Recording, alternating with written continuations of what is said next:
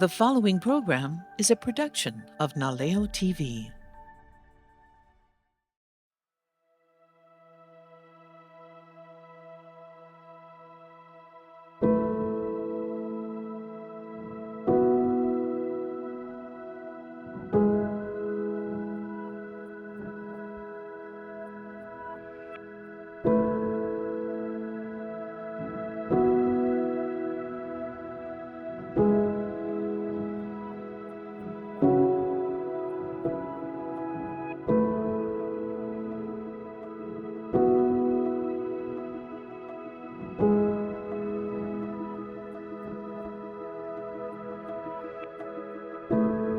Aloha mai kākou, o Kanani Ko'oinoa. I'm Kanani and I've been a partner of EHCC since 2016. I started as a volunteer and then I became exhibition coordinator.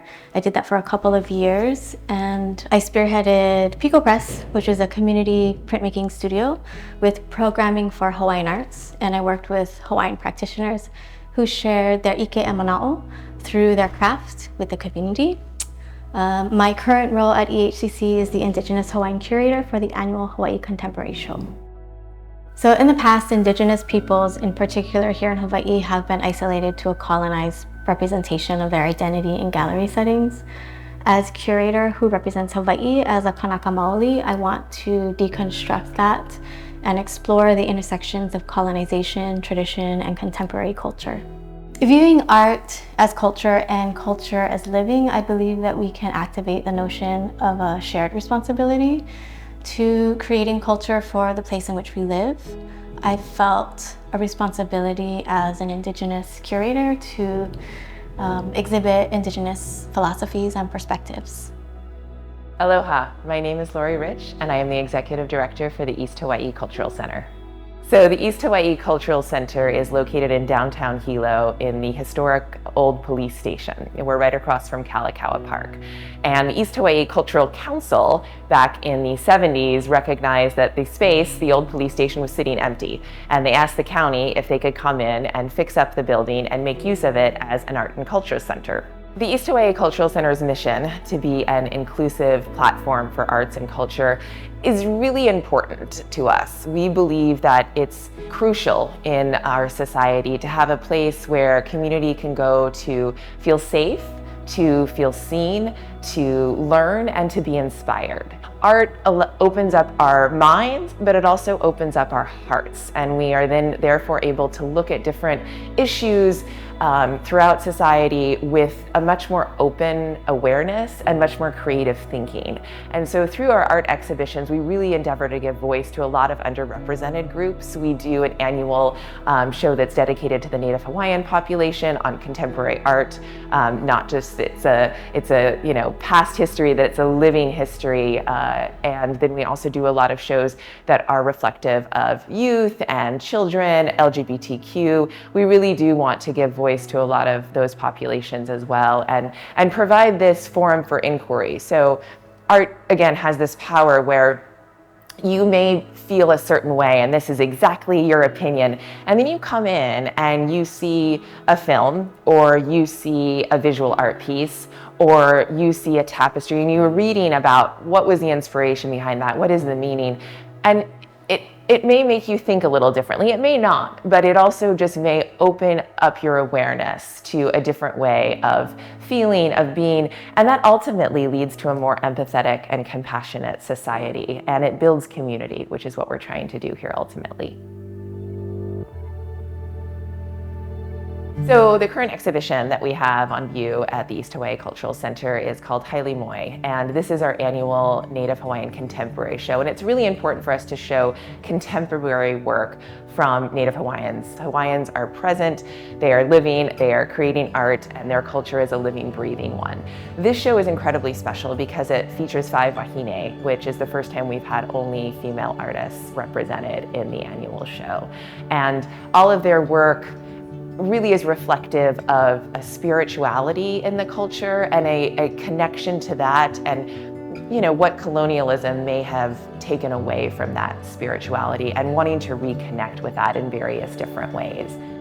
Haili means the return of a loving memory. Haili Moe means a recollection as well as a premonition. The artworks in the show include the social impact of colonialism, so the loss of land rights, the nuances and obvious consequences of cultural erasure, and the tensions and poverty from generational trauma. The gallery design includes film, audio, performance art, video installation, poetry and painting, and book art. The concept intention is to provide a platform for broader conversations about the meanings of indigenization with Hawaiian spirituality. So I chose to work with artists who I believe fill a needed and meaningful role in society by preserving indigenous values, as well as using their work, I feel, as a boundary to protect the Hawaiian people. So this piece here is by Allison Milham, and it's called Kaulani Napua. This whole piece is actually about the Ku'e petition.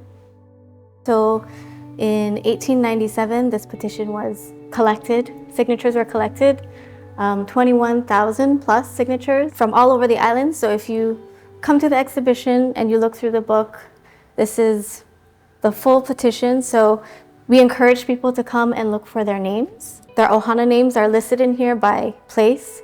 There actually was a homeless man who came in and he looked through the book for, I think, quite some time. Flipped through the pages, all of a sudden stopped and dropped to his knees and started chanting Oli and said, "I found my family's name." It still gives me chills. He was brought to tears because he had witnessed his family present. And that's what we're trying to do here, is to give witness, to show representation, to give voice to a lot of these communities. And it was so meaningful for him. He kept saying, "Thank you, thank you, thank you." And for everyone here that was a part of that, it was a really special moment of feeling connected to our mission and connected to the community as well. All of the pua that you see, Allison had created 1,000 flowers. It's an ongoing piece because she wants to create 21,000 plus pua for all of the names in the book. So the smaller pua represents the adolescents, and then the larger pua represents the kupuna. So all of the names that you see here on the wall are a list of Allison's ohana. This as a whole represents the indigenous people of Hawaii that signed the Ku'e petition, but is also very personal to her. As you can see, many of her ohana names are here. So in the mid-1800s, Hawaii was subjected to the bayonet, which restricted our voting rights. And previous to that, our land was taken over by the European plantations. And so this is sequential in the way that the Ku'e petition was the final stand up for our rights petition. It went to Washington and it was passed and approved, but then the Spanish War was happening at the same time. So it got pushed under all of those papers and Hawaii became a military state. I'm actually really proud to be able to have this in this exhibition in relationship to how the past has led us to a lot of the current social and political structures that we have today.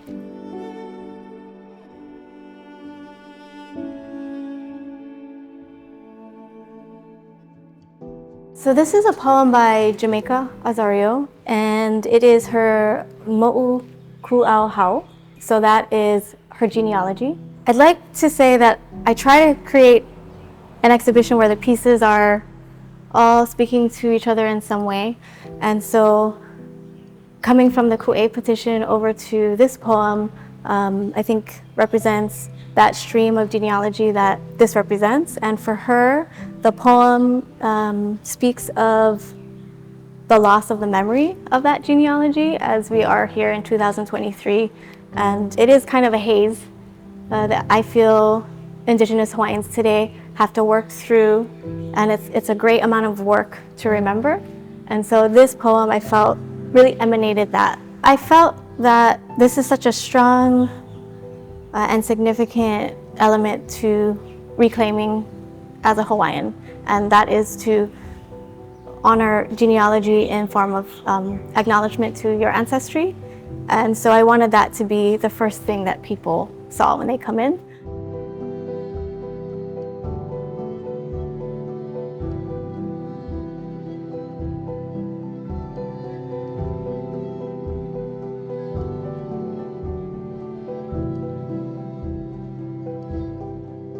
Aloha, my name's Keaton. I was a featured model for Mahina Choy's piece, Keaton. Mahina and I, we became friends over social media. We knew that we were both photographers and also we're like both mahu, so we were just like even more so wanting to connect. And then she decided to come and visit and she wanted to just have fun with it and just shoot. We just decided to just whatever you want to wear, just like come and all that, and then we're just gonna have fun with it. I like how I was also centered of it, because the background, it's beautiful, but kind of in a way plain. So when she added the prism, it just brought it even more to life. As a photographer myself, I feel that when shooting it with film, it's also like a test. And also it kind of gives a nostalgic feeling when you look at it. It's like my family and I are going through a photo album.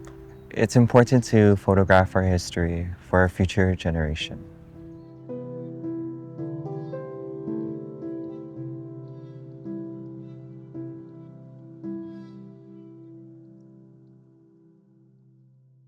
This photograph is by Mahina Choy-Ellis, and she's actually, she does a lot of work with LGBTQ, and she photographs LGBTQ, and I was attracted to this piece because I don't see us greeting each other like this as often, especially after we all went through COVID. And so I just thought it was a beautiful way to remind us of our breath and how we exchange breath, how we have respect and reverence for that. And so this is actually a portrait of a mother and daughter, and I just felt like it was so bonding, and I wanted to place it next to the film because it represents that importance of ohana.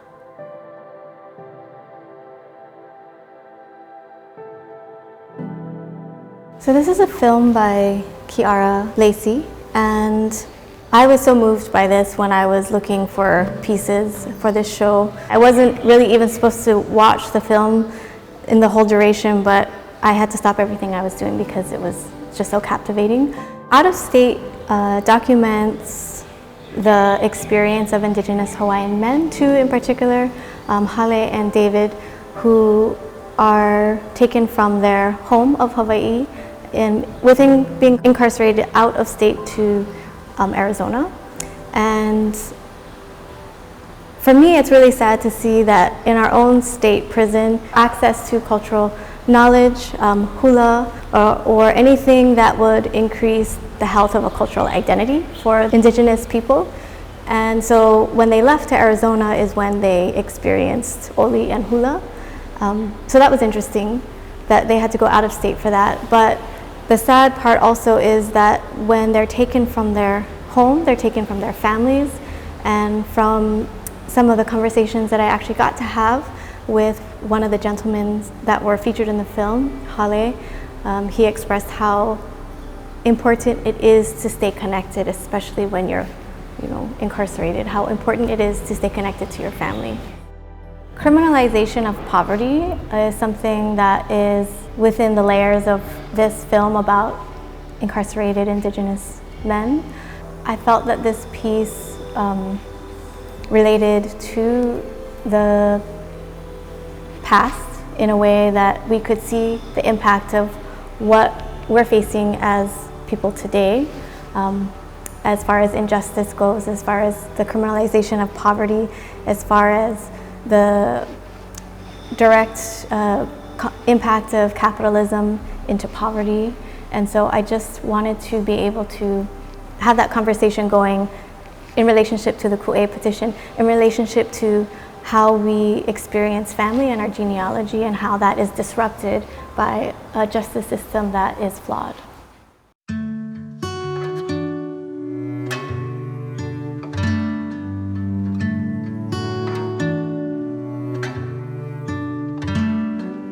This is by Nanea Lum, and it was such a pleasure getting to know her. Actually, she stayed with me for the week that she was here, and we worked on stretching her, or she worked on stretching her canvas onto stretcher bars here, and we also created this installation element together.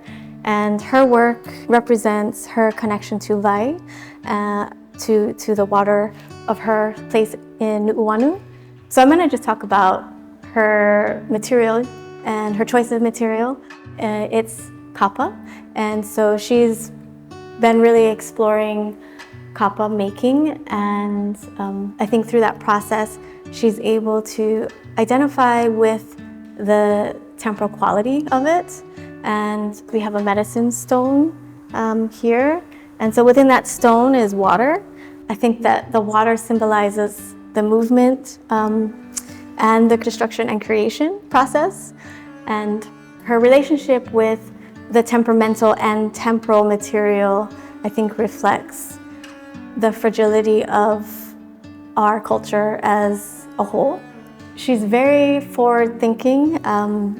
As you can see, that this installation is very non-traditional, but she does use traditional materials. So she's bringing in her ancestral practices, but also thinking really in a far forward kind of way, which I think is really necessary for us to move forward as a people together.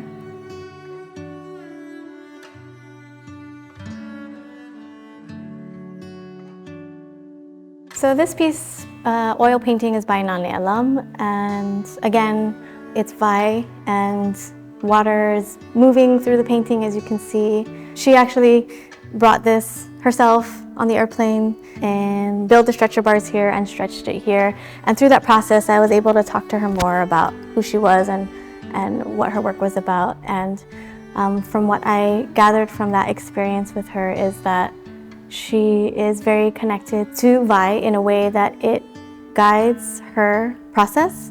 And so she's very intuitive about how she works. And so I felt like this piece really reflects that intuitive nature that she has. I didn't actually get to see this piece until it was nearly finished. I went and visited her studio at her home on Oahu, and we had talked about many different things related to identifying as Hawaiian, to using place as a way to make art, and place-based learning. And I think from all of our conversations that we had, it inspired her to create several new works, and so this was completely new that she did just for this show. So Haili Moe opened on September 1st, and this was a few weeks after the Maui wildfires, which were incredibly tragic. And we recognized that we wanted to do something and really open our doors even wider. And so we activated our entire space. Typically, we just have the opening in the gallery. And for the first time, we opened up our back parking lot. We had music, we had vendors, we had keiki activities, and a portion of all the proceeds from the vendors and from 100% from our donation box went to the Maui wildfires. But it was beautiful. I mean, there was 100 people, which is more than we typically have for an exhibition opening. People were outside. We had, some of our vendors were saying it felt like the old days of the farmer's market. Everybody knew everybody, was talking story, eating. And then to open the exhibition, we had Hula, and it was grounding, I would say. You could just see people felt connected to each other, but also this place, the land, the community, the importance of the culture here. And it was this moment of silence and just listening to the oli and watching the dance and these beautiful practitioners.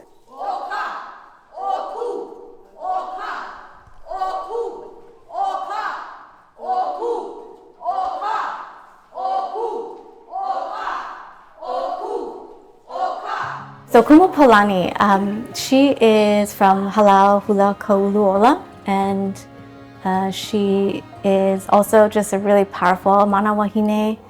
She was invited to the show. Well, I met her because actually my daughter is in her halau, and I recently joined the halau, and I just had this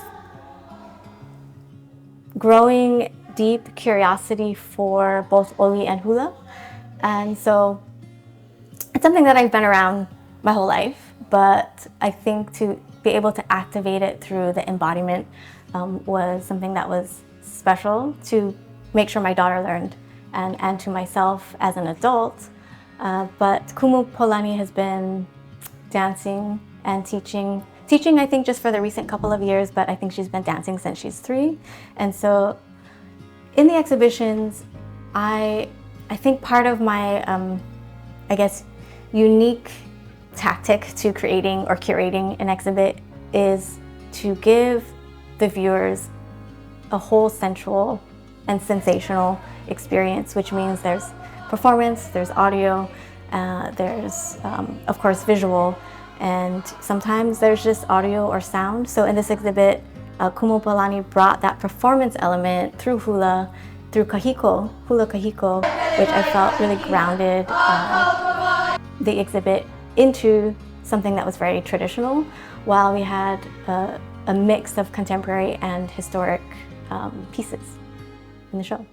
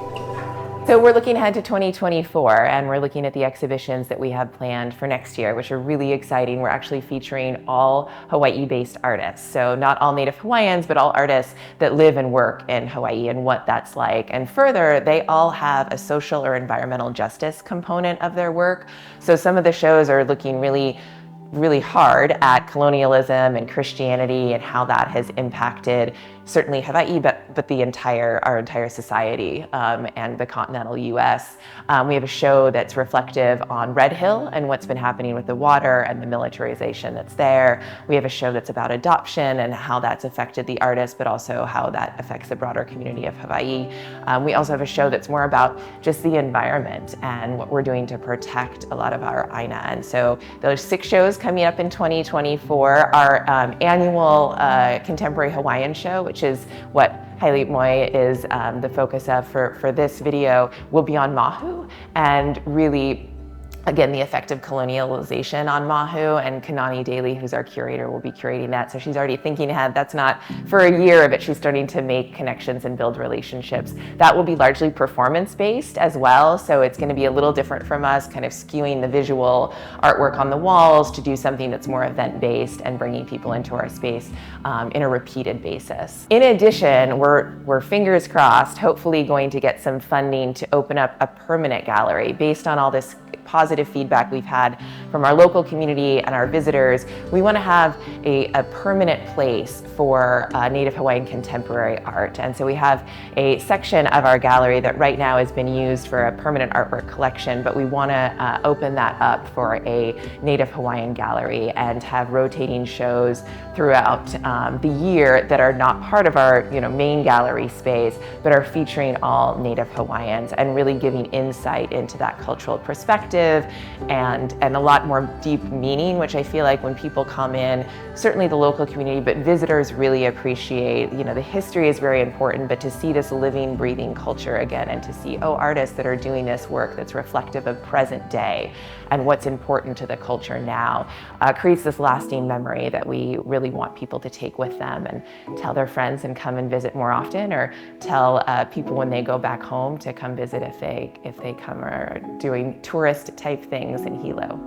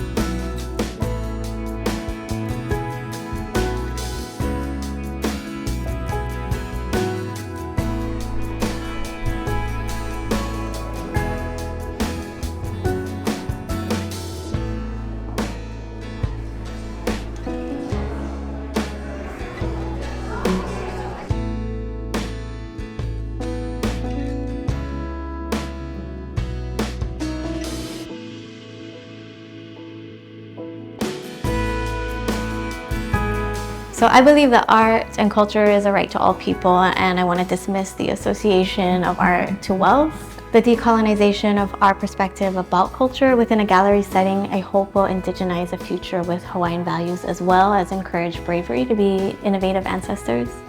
I also hope that the communities who experience Haili Moe will gain a more clear understanding of their impact, whether you're Kanaka, whether you're Kama'aina, whether you're a visitor. I hope that anyone who experiences the show will leave with more compassion and understanding of Hawaii.